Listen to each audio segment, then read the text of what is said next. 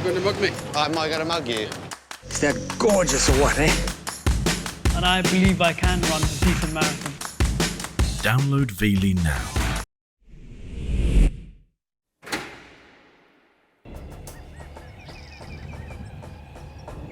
Le sud de l'État de l'Ohio est l'endroit rêvé pour les amateurs de sport de plein air. Mais la quiétude de cette région est ébranlée en 1989 lorsqu'un tireur tue, sans mobile apparent, un homme. Il s'agit du premier d'une série de meurtres inexplicables. Un forcené semble faire une chasse à l'homme le long des routes rurales de l'Ohio.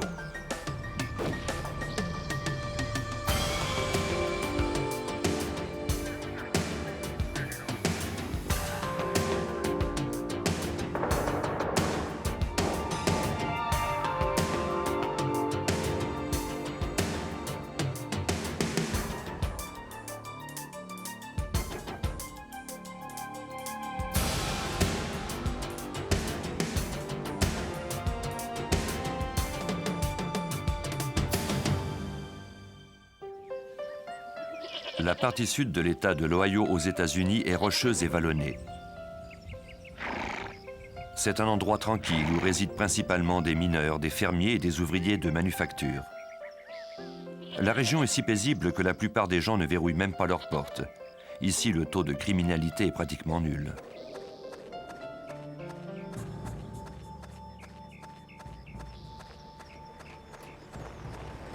Le samedi matin 1er avril 1989, Donald Welling, 35 ans, partit faire son jogging. Il emprunta les petites routes de Tuscarawas County. Ce matin-là, sa course fut brutalement interrompue par un coup de feu. Il fut tué par un projectile de carabine en plein cœur. La mort fut instantanée. Il n'y avait aucun indice ni mobile apparent.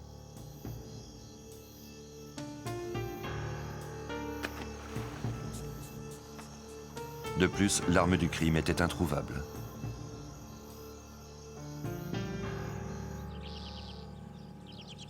« 19 mois plus tard, le samedi matin 19 ans 1990,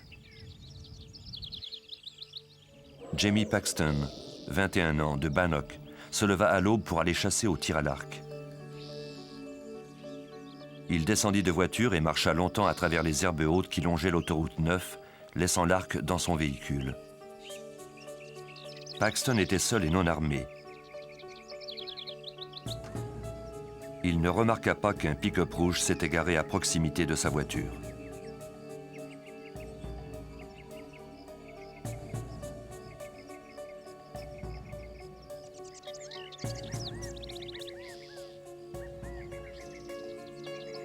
Le tireur était silencieux et prudent.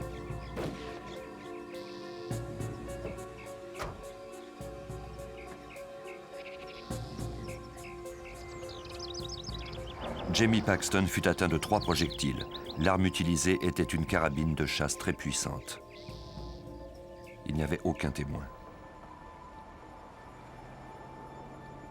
La population fut plongée dans le désarroi le plus total. Pourquoi avait-on commis ce meurtre gratuit ici ? Les accidents de chasse sont plutôt fréquents dans cette région, mais le shérif de Belmont County, Tom McCourt, sut immédiatement qu'il ne s'agissait pas d'une mort accidentelle. Le fait qu'il y ait plus d'une blessure démontrait qu'il ne s'agissait pas d'un accident. En général, quand ça se produit, il n'y a qu'un seul coup de feu. De plus, la blessure avait été causée par une arme à feu et non par une flèche. Et la saison de la chasse à la carabine n'était pas encore ouverte.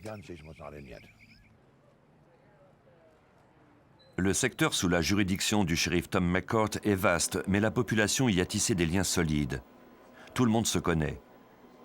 McCourt connaissait lui-même personnellement le jeune Jamie Paxton. Il ignorait cependant qui avait pu en vouloir à sa vie. Le tireur n'avait laissé aucun indice.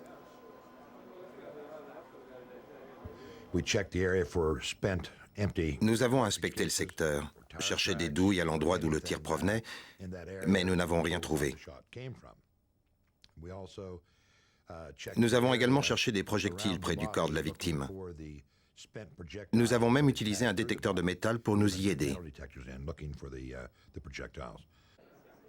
Les policiers interrogèrent les membres de la famille, les amis et les connaissances de Paxton. Malheureusement, aucun d'entre eux ne pouvait s'expliquer ce meurtre. De toutes les personnes que nous avons interrogées jusqu'à aujourd'hui, on ne lui a jamais reconnu d'ennemi. Le shérif McCourt était aux prises avec le meurtre gratuit d'un jeune homme au passé irréprochable. Cet homicide semblait impossible à résoudre. Il n'y avait aucun témoin, aucun indice, pas même une hypothèse sur ce qui avait pu se produire. La mort de Jamie affligea profondément sa mère, Jean Paxton. Dans l'espoir de susciter une réaction de la part du tueur, elle demanda au responsable du Martins Ferry Times Leader, le quotidien de la région, de publier ses lettres. Chaque fois que j'écrivais, je récitais une prière et je demandais à Dieu de m'aider à trouver les mots qui rejoindraient l'individu qui avait tué mon fils. Les lettres avaient un ton passionné et direct. À celui qui a tué mon fils Jamie, serait-il plus facile de vous écrire des mots haineux? J'en suis incapable. Je ne ressens pas de haine envers vous, mais plutôt une grande tristesse d'avoir perdu mon fils. Vous m'avez privé d'une source de lumière en novembre dernier, et depuis je vis dans les ténèbres. Avez-vous pensé à votre propre mort? Vous n'y échapperez pas. À moins de confesser vos péchés et de demander le pardon de Dieu, vous devrez un jour affronter les flammes de l'enfer.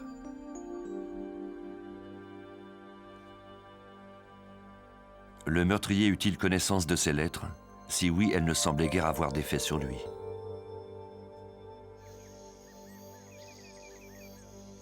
Le 28 novembre 1990, 18 jours après le meurtre de Paxton, Kevin Loring, 30 ans, chassait dans la région de Muskingum County, à environ 60 km de l'endroit où Paxton avait été tué. Il prit un peu d'avance pendant que ses amis terminaient leur repas.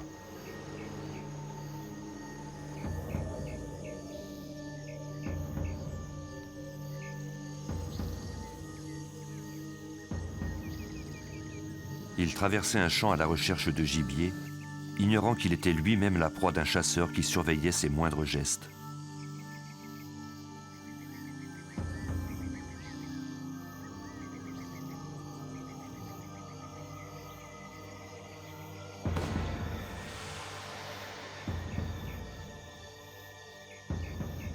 Loring fut tué d'un projectile à la tête.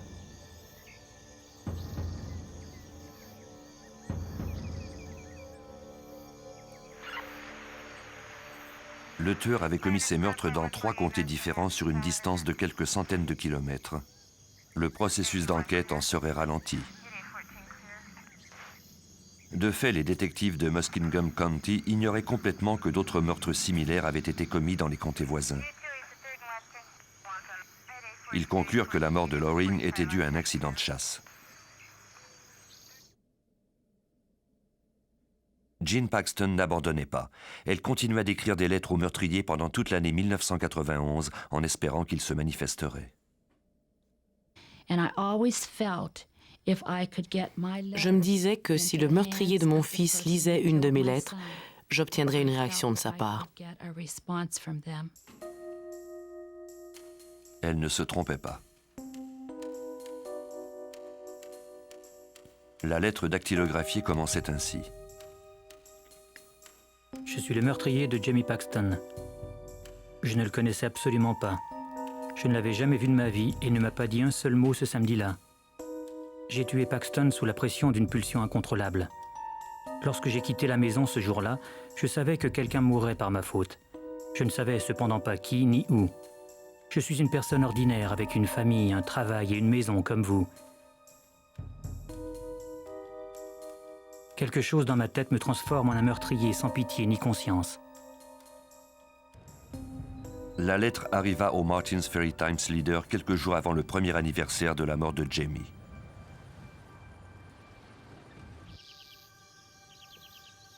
Le meurtrier y décrivait la mort du jeune homme dans les moindres détails.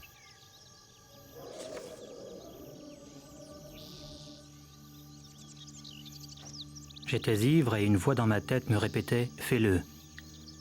J'ai garé mon véhicule derrière celui de Jamie et j'en suis descendu.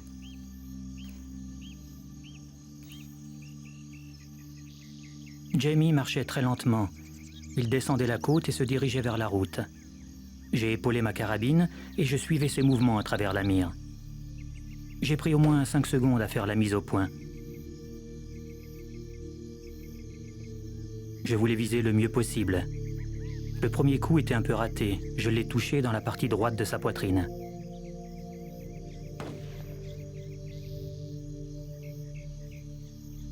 Il a gémi puis est tombé.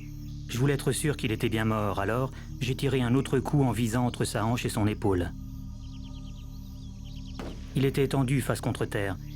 J'ai fait un mouvement brusque avec mon arme et je l'ai atteint au genou. Il n'a plus bougé.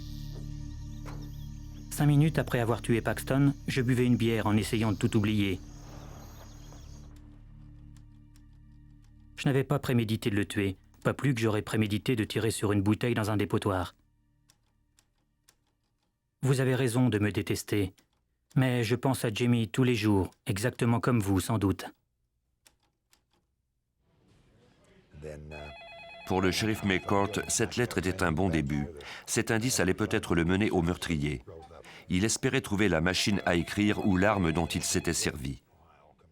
Pendant que les détectives poursuivaient leur enquête, le tueur, lui, continuait à chasser.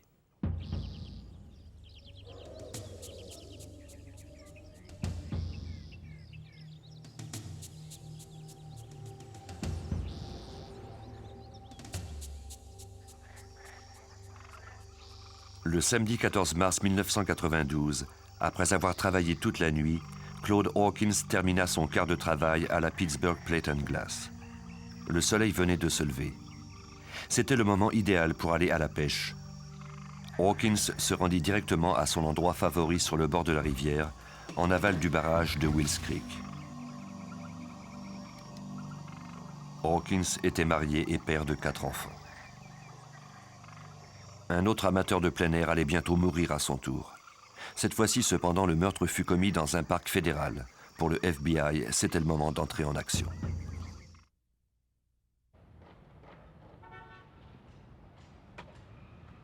Le FBI avait dépêché des agents pour enquêter sur un meurtre qui s'était produit dans un parc fédéral. Des détectives des 3 comtés impliqués ainsi que des représentants du service de la faune de l'Ohio se joignirent à eux pour former une escouade tactique. Ils constatèrent rapidement qu'ils disposaient de peu d'indices. Dans chacun des cas, le tueur n'avait eu aucun contact avec la victime. Ils ne fouillaient pas dans leurs poches pour prendre leur argent et ramassaient soigneusement ses douilles après le meurtre. De plus, ils ne s'approchaient jamais de la voiture des victimes. L'agent spécial Harry Trombitus dirigeait les opérations à partir du bureau du FBI de Columbus, en Ohio. Nous savions que Hawkins était mort d'un coup de feu et que nous aurions dû retrouver une douille. Je me rappelle avoir cherché minutieusement à l'aide d'un détecteur de métal, d'avoir fouillé le sol à genoux de mes propres mains. Mais nous n'avons rien trouvé. Nous étions préoccupés de voir que le meurtrier était assez rusé pour récupérer les douilles des projectiles dont il venait de se servir. Cela nous donnait une indication sur le type d'individu auquel nous avions affaire.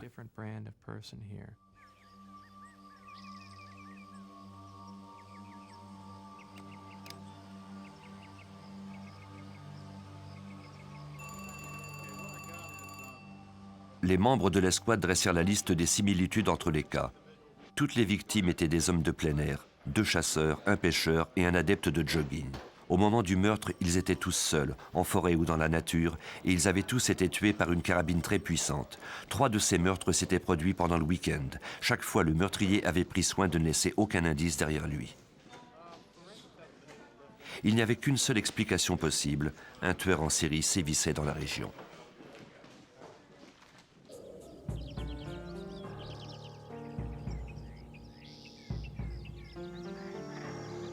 Dix jours après la première réunion de l'escouade spéciale, le 5 avril 1992, l'ouvrier Gary Bradley, 44 ans, quitta sa résidence de West Virginia pour aller à la pêche dans un étang de Noble County.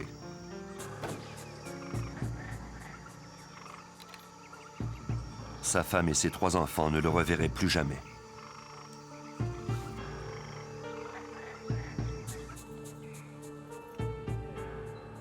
Un autre meurtre avait été commis. L'escouade devait absolument arrêter ce tireur au plus vite. D'abord, il faudrait tenter d'établir un profil psychologique du meurtrier. Ce profil pouvait se révéler d'une importance capitale.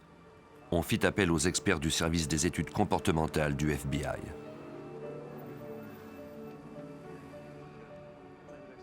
C'est le major Dan Shyok du bureau du shérif de Coshocton County qui dirigeait l'escouade.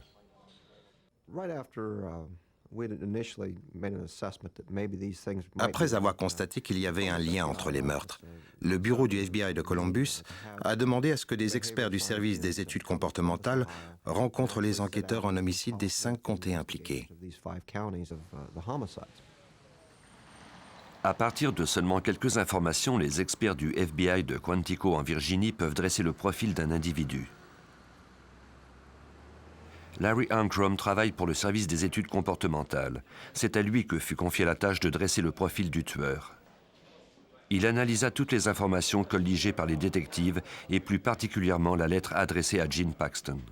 Ce qui était clair, c'est qu'il avait le profil du tireur isolé qui évite l'affrontement direct, qui préfère agir à distance. On note souvent la même chose chez les incendiaires. Il nous fallait donc chercher des suspects qui avaient commis d'autres sortes de méfaits, d'autres types d'infractions de cette nature, comme celui de tirer dans des fenêtres, dans des pneus d'auto, de blesser volontairement des animaux ou d'allumer des incendies.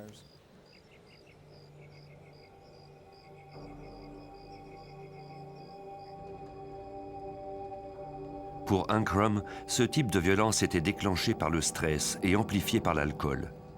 Maintenant, l'escouade disposait au moins d'un profil pour poursuivre son enquête.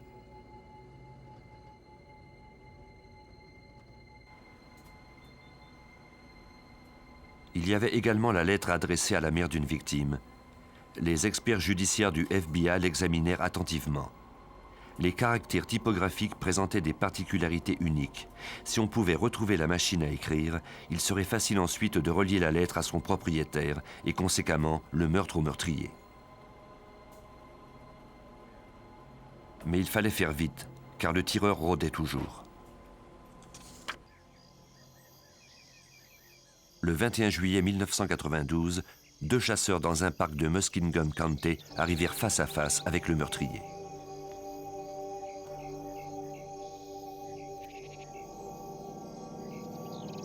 Les 2 hommes se frayaient un chemin parmi les broussailles lorsque l'un d'entre eux découvrit avec stupeur qu'un homme pointait son arme dans leur direction. Les 2 hommes se mirent à crier et leur assaillant se précipita vers son pick-up rouge. Ils n'eurent pas le temps de noter le numéro de la plaque d'immatriculation du véhicule, mais ils appelèrent immédiatement la police locale, qui à son tour informa l'escouade spéciale.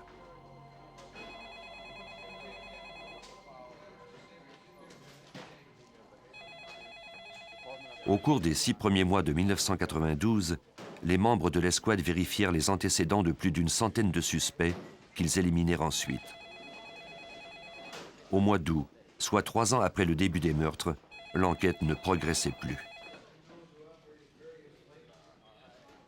Les membres de l'escouade décidèrent alors de la rendre publique dans l'espoir qu'ils obtiendraient plus d'informations. Les téléphones se sont mis à sonner presque instantanément.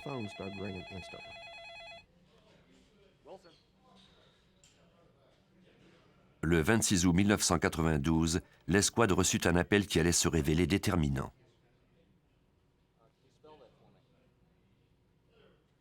L'homme au bout du fil s'appelait Richard Fry. Il leur parla d'un de ses amis d'adolescence qui s'appelait Thomas Dillon.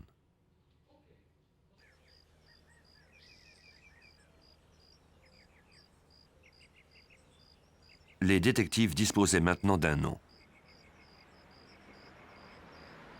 Richard Fry accepta de rencontrer un membre de l'escouade à une aire de repos de l'autoroute 77.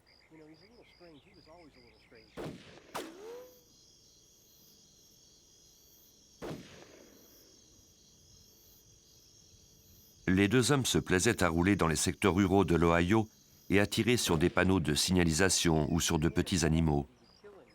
Le comportement de Dillon avait cependant fini par lui paraître étrange, voire même violent. Dillon était fasciné par les tueurs en série comme Ted Bundy. Il aimait également tuer des animaux domestiques ou du bétail et allumait des incendies au hasard. Fry s'était marié et depuis les années 80, il n'avait plus repensé à son ami bizarre. Mais en 1989, il avait rencontré Thomas Dillon par hasard au cours d'une exposition d'armes à feu à Cleveland. Dillon l'avait invité à faire une balade avec lui, comme dans le bon vieux temps. Les vieilles amitiés sont parfois tenaces. Richard Fry avait donc accepté de se balader en auto sur les routes de campagne de l'Ohio, tout en buvant une bière et en tirant sur des panneaux de signalisation. Mais il avait constaté que l'état de son ami s'était détérioré. Dillon avait même demandé à Fry s'il le croyait capable d'avoir tué quelqu'un. Il lui avait ensuite expliqué qu'il était plus facile de tuer au hasard en prenant soin de perpétrer les meurtres dans des comtés différents pour ralentir le processus d'enquête. Lorsqu'il avait lu le communiqué de presse, Fry avait immédiatement pensé à Thomas Dillon. Il donna le signalement de son ami ainsi que la description de son véhicule. Un pick-up rouge exactement comme celui qu'avaient aperçu les deux chasseurs. Le lieutenant Walt Wilson du bureau du shérif de Tuscarawas County était membre de l'escouade. Depuis que le cas avait été porté à l'attention des médias, son travail consistait à suivre toutes les pistes. La description de Thomas Dillon correspondait au profil dressé par les experts du FBI et méritait qu'on s'y attarde. J'ai commencé par examiner les informations que nous avait données M. Fry. Je me suis ensuite rendu à Canton, l'endroit où travaillait Thomas Dillon. Dillon était dessinateur industriel depuis plus d'une dizaine d'années au service d'aqueduc de la région. Wilson obtint l'horaire de travail de Dillon et compara les jours de congé du dessinateur aux dates auxquelles les meurtres avaient été commis. S'il y avait des différences, il pourrait ainsi l'éliminer immédiatement de la liste des suspects. Mais il en fut incapable. Dillon ne travaillait pas les week-ends, période où la plupart des meurtres avaient été commis. Cela ne prouvait rien. Toutefois, il constata que Dillon avait pris congé à 2 reprises pendant la semaine. Le 28 novembre 1990, le jour du meurtre de Kevin Loring, et le 21 juillet 1992, celui où les deux chasseurs avaient aperçu l'homme à la carabine. Peut-être le détective était-il sur une piste.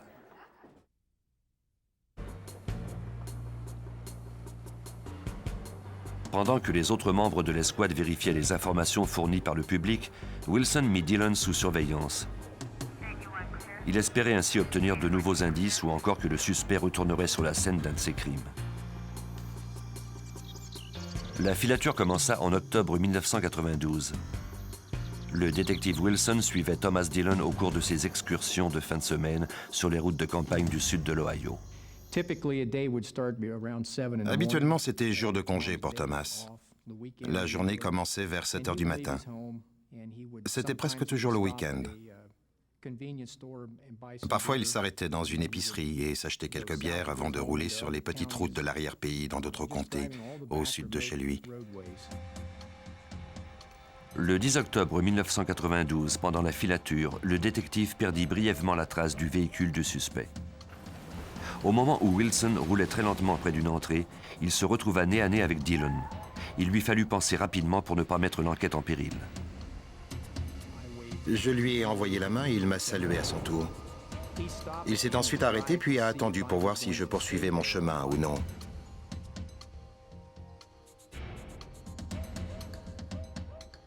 Wilson ne pouvait risquer d'être identifié. Il laissa Dillon filer. Je craignais qu'il ne s'arrête et ne me demande ce que je faisais à cet endroit. Je ne voulais surtout pas qu'il voie mes radios et tout le matériel que je trimballais dans ma voiture.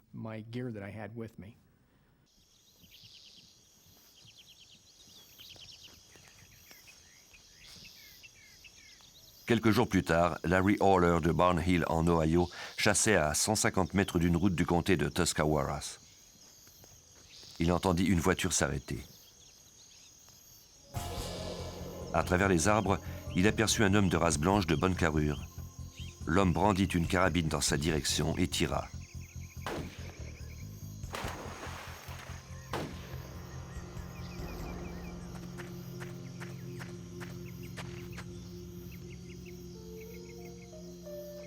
Haller s'en tira indemne, mais il était terrorisé. Il vit le pick-up s'enfuir à vive allure. La description de l'assaillant ressemblait à celle de Dillon, mais Haller fut cependant incapable de l'identifier formellement. Thomas Dillon était le suspect numéro 1 dans cette affaire. Il faudrait augmenter les effectifs pour assurer sa filature. Pendant 2 mois, le FBI ne le perdit pas de vue une seconde. Il était surveillé par voie aérienne et terrestre.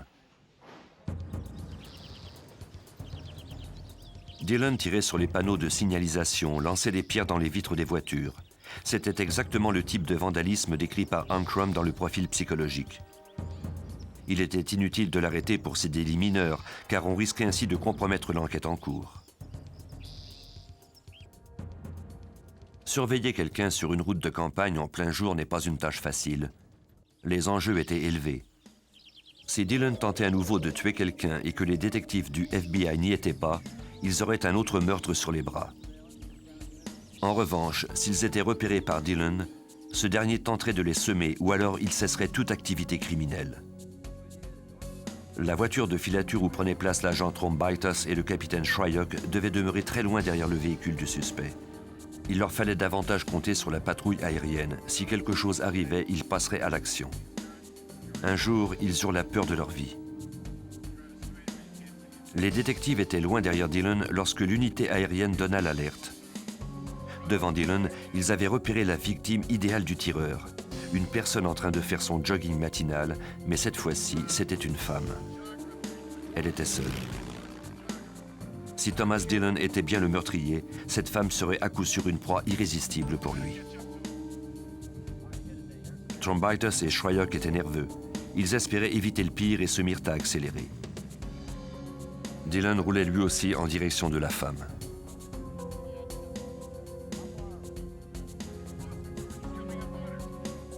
Trombaitis et Shryock filaient à toute allure et tentaient désespérément de joindre la patrouille aérienne par radio. On leur répondit que Dillon s'approchait de plus en plus de la femme. Il n'y avait pas une seconde à perdre. Au cours d'une autre communication radio, ils apprirent que Dillon était sur le point de s'arrêter à la hauteur de la femme. Les agents retenaient leur souffle.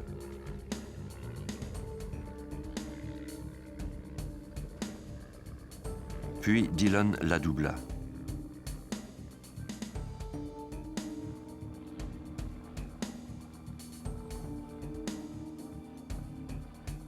Le sentiment de soulagement fut cependant de courte durée. L'unité aérienne informa les détectives que le véhicule avait emprunté une route secondaire. On ne le perdait pas de vue. L'endroit précis où tourner serait indiqué à Trombaitis et Shryock le moment venu. Le suspect tourna de nouveau à droite.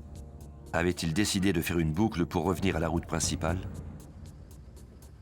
Les agents au sol entrèrent en contact avec l'unité aérienne. La femme était-elle toujours là? Dillon tourna de nouveau à droite jusqu'à ce qu'il se retrouve à nouveau sur la route où il avait aperçu la femme. On pouvait craindre le pire. Il allait la rejoindre à nouveau. Trombaitis hurla dans sa radio « Où se trouve-t-elle » mais il était impossible de la repérer du haut des airs. Elle devait forcément être devant Dillon. Dès qu'il la rejoindrait, il essaierait de la tuer.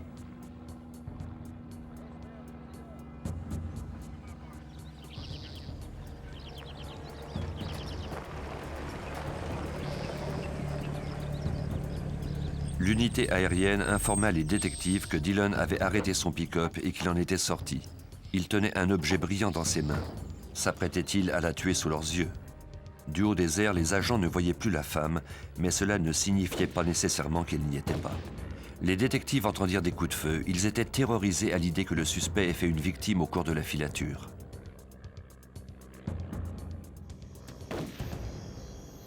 De l'avion, on les informa que Dillon avait simplement tiré sur un stop. Ce jeu du chat et de la souris était insoutenable pour les membres de l'escouade. La tension était énorme. On se demandait à tout moment si cet homme allait tuer quelqu'un et si nous étions capables de l'en empêcher. On se doutait qu'il était bien celui qui avait tué toutes ces personnes. On travaillait 14 à 16 heures par jour, vivant pratiquement dans notre voiture. Comme tous les policiers, nous buvions du café, nous mangions mal et le stress était tout simplement insupportable.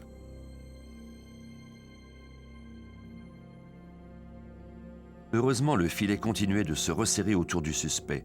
Dans sa lettre, le meurtrier avait admis être préoccupé par la mort de Paxton.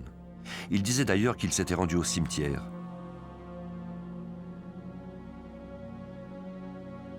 Le jour du premier anniversaire de sa mort, soit le 10 novembre 1991, des policiers avaient filmé les visiteurs qui lui rendaient un hommage posthume.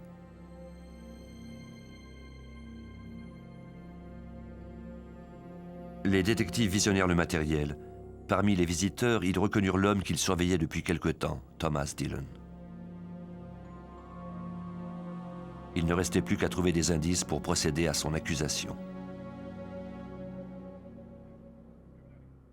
Après le deuxième anniversaire de la mort de Jamie Paxton en 1992, des détectives affectés à la surveillance de Dillon le virent entrer dans l'immeuble du Times Leader, le journal local. Il était venu se procurer une copie du journal de la veille. Ce numéro contenait tous les détails du service commémoratif de Paxton. Les preuves indirectes commençaient à s'accumuler, mais sans indices concluants tels que des projectiles, une arme ou encore sa machine à écrire, les détectives étaient dans l'impasse. La population du sud de l'Ohio vivait dans la peur depuis maintenant 3 ans. Certains craignaient même de s'adonner à leurs activités de plein air. Il fallait arrêter ce forcené au plus vite. Il n'y avait pas d'autre alternative que d'arrêter Thomas Dillon avant qu'il ne tue à nouveau. Les détectives mirent un plan au point. Ils prévoyaient l'arrêter pour possession d'armes illégales et en profiteraient pour lui faire croire qu'il l'avait vu commettre un meurtre en espérant qu'il passe aux aveux. Sans preuve balistique et avec un chef d'accusation mineur, les agents du FBI avaient besoin de ses aveux. Trombaitas pensa à tout.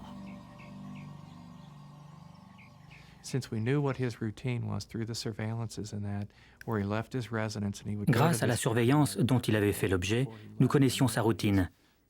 Il quittait la maison et se rendait à la même épicerie tous les jours avant d'entreprendre ses balades de 500 ou 600 kilomètres. Nous avions prévu l'aborder à l'épicerie.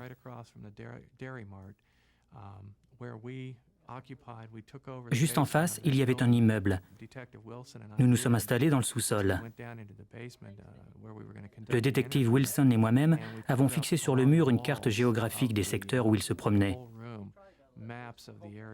Nous avons ajouté des photos de scènes de crime, des articles de journaux.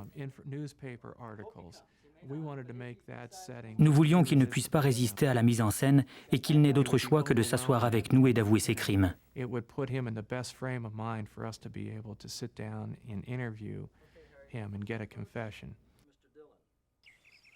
Le 27 novembre 1992, le plan fut mis à exécution. L'objectif était d'obtenir les aveux du suspect. Nous avions prévu nous approcher de lui au moment où il sortirait de l'épicerie, nous présenter et lui demander de nous suivre volontairement dans l'immeuble d'en face, en lui disant que nous avions des informations à partager avec lui, que certaines choses pouvaient l'intéresser. Dans l'éventualité où Dillon refuserait, des agents n'attendaient qu'un signe de Trombaitas pour procéder à son arrestation pour possession illégale d'armes à feu. Je me rappelle très bien sa réaction. Il est resté bouche bée pendant 5 secondes, puis il s'est repris et a déclaré qu'il voulait d'abord parler à son avocat.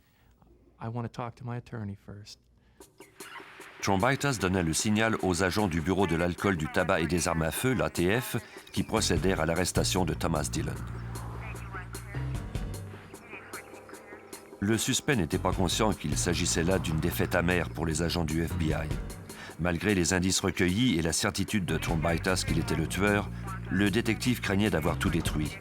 Il fallait à tout prix éviter que le suspect ne soit libéré trop rapidement.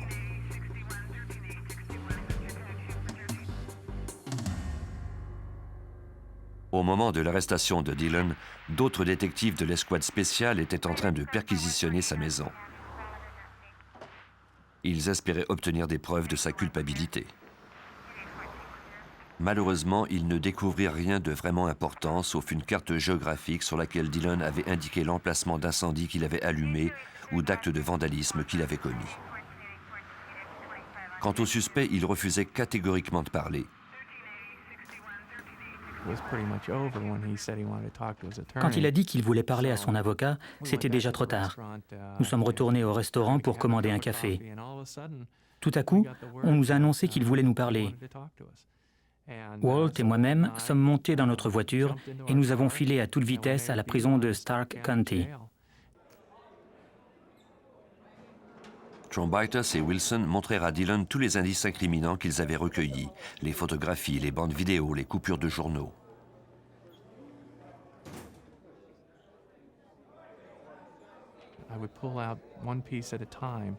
Je lui montrais un indice à la fois. Comme je l'avais pressenti, il était très intéressé par l'information que nous détenions. Les photos de surveillance, celles des diverses scènes de crime, des animaux tués le long des routes. Il était complètement fasciné par ces photos.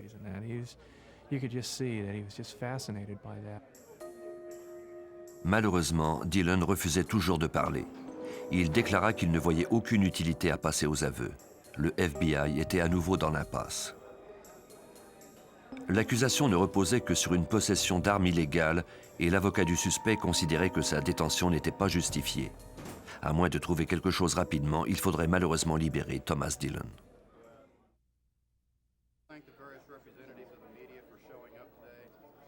L'escouade devait maintenant se battre contre la montre. Une autre conférence de presse fut organisée au cours de laquelle on demanda au public toute information relative à un éventuel commerce d'armes avec le suspect.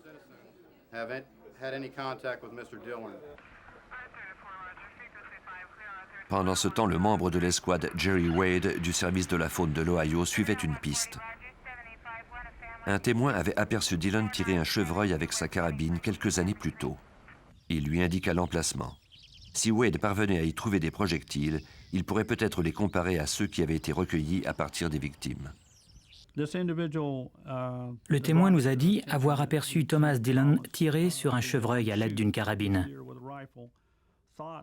Il pensait qu'il s'agissait peut-être de la même arme.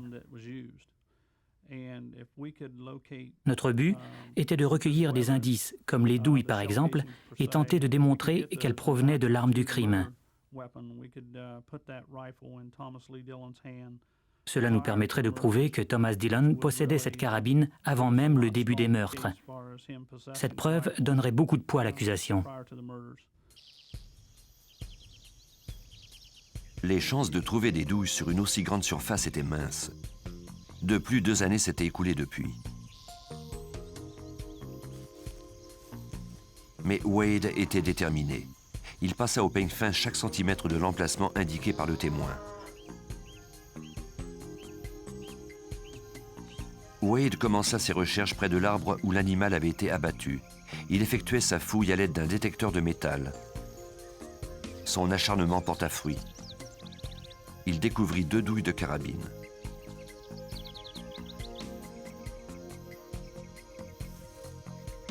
On put par la suite déterminer que la même arme avait servi à abattre Gary Bradley et Claude Hawkins.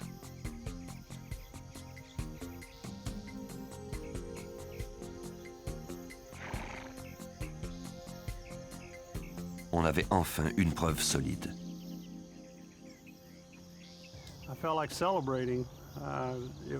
J'avais envie de célébrer. C'était absolument incroyable de trouver ces douilles après si longtemps.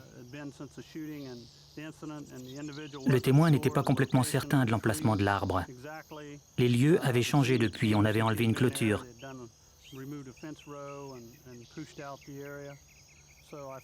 J'ai eu beaucoup de chance de les trouver. J'avais juste envie de célébrer. C'était comme si on venait de me donner un cadeau.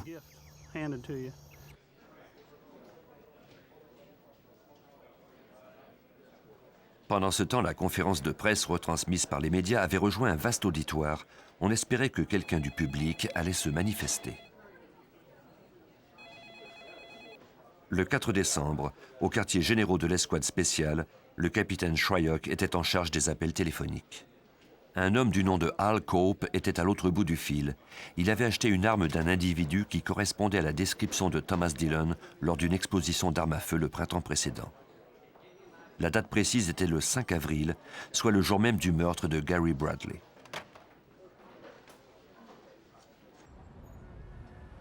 L'arme fut réquisitionnée et envoyée au laboratoire du FBI à Washington pour y être analysée. L'agent spécial Paul Schraker est expert en balistique pour le FBI. Lorsque le projectile traverse le canon de l'arme, il est en contact direct avec la paroi interne.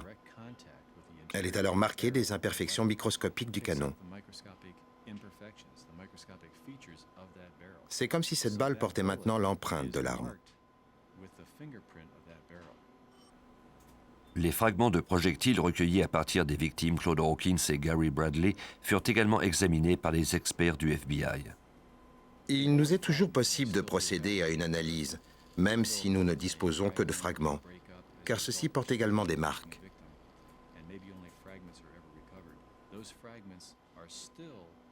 Ils ont conservé l'empreinte de l'intérieur du canon et nous permettent de déterminer de quelle arme ils proviennent.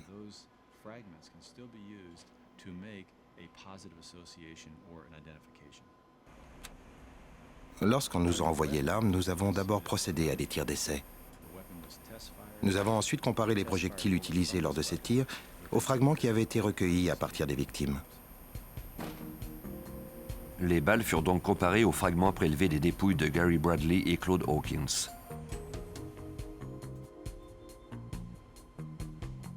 La conclusion, l'arme que Al Cope avait achetée de Thomas Dillon était la même que celle qui avait tué les deux hommes. Le FBI disposait enfin d'une preuve solide de la culpabilité du suspect.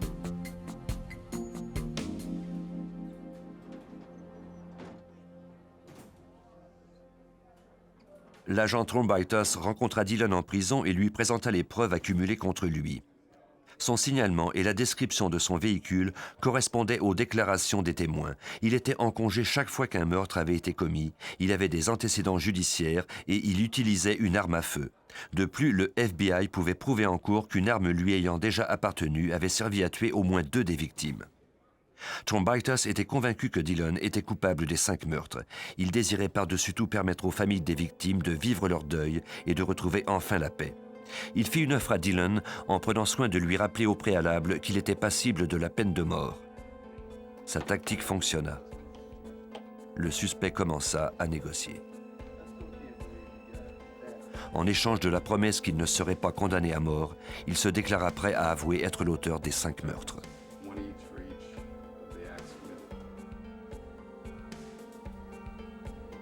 Le 9 juillet, il passa enfin aux aveux.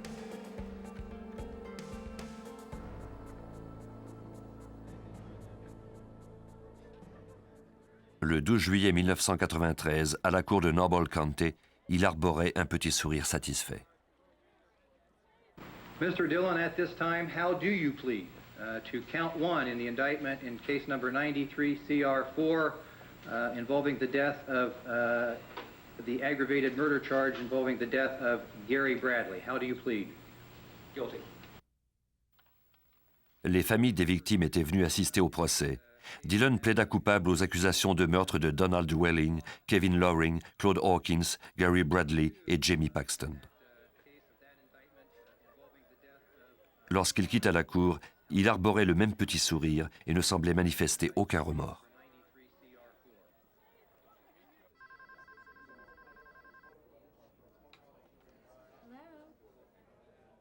Une journaliste locale fit état de son attitude en cour. Dillon l'appela à maintes reprises de sa prison. Il se vantait de ses crimes et semblait apprécier la célébrité que lui avait apporté cette publicité.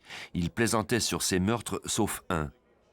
Il refusait de parler de celui de Jamie Paxton. Jean Paxton, la mère du jeune homme, était en cours le jour de la comparution de Dillon. Jamie was everything Thomas Dillon could never be. Dillon is a coward. He hid behind a gun, and Jamie was not that way. J'ignorais que ce soir-là, Dillon écoutait les infos. Il a été très en colère lorsqu'il m'a entendu le traiter de lâche. Jean Paxton avait espéré affronter Dillon en cour, mais le fait qu'il ait plaidé coupable lui avait coupé l'herbe sous le pied. Elle demanda au shérif McCourt s'il était possible de lui parler. McCourt accepta. Dans la soirée, le téléphone sonna. Jean Paxton allait enfin pouvoir parler au meurtrier de son fils. Lorsque j'ai décroché le téléphone, je me sentais comme détachée. C'était comme si quelqu'un m'appelait pour me vendre quelque chose. Il m'a dit « Madame Paxton, c'est Thomas Dillon à l'appareil ». C'était presque trop pour moi. Le timbre de sa voix, sa façon de parler et cette arrogance. Dillon déclara à Jean Paxton qu'elle l'avait blessé quand elle l'avait traité de lâche. Je ne crois pas qu'il ait obtenu la réaction à laquelle il s'attendait de moi. Je crois que Thomas Dillon était prêt à affronter des cris, des insultes. Il aurait pu supporter ça. Mais je ne me suis pas abaissée à ce niveau. Je lui ai parlé comme une mère parle à son enfant et je crois l'avoir réellement touché. Après 3 ans d'attente, Jean Paxton sentait qu'elle avait enfin remporté la bataille contre Dillon. Je me sentais bien. Je suis sortie sur ma véranda et j'ai senti que pour la première fois depuis 3 ans, j'étais libre. J'étais libérée de Thomas Dillon. J'avais eu le dessus sur lui avec mes paroles. Je l'ai fait pour Jamie. Thomas Dillon avait laissé savoir très clairement qu'il ne voulait pas aller à la prison de Lucasville, la prison réputée la plus dure de l'Ohio. Jean Paxton s'organisa de son côté pour faire signer une pétition demandant qu'il soit envoyé précisément à cet endroit. En août 1993, elle obtint en cours que Dillon ne puisse pas se servir de ses crimes passés pour faire de l'argent. La femme de ce dernier avait en effet tenté de vendre son histoire à des producteurs d'Hollywood. Paxton et le sénateur de l'État Bob Nye firent voter une nouvelle loi interdisant aux meurtriers et à leurs familles de tirer un quelconque profit de leurs crimes.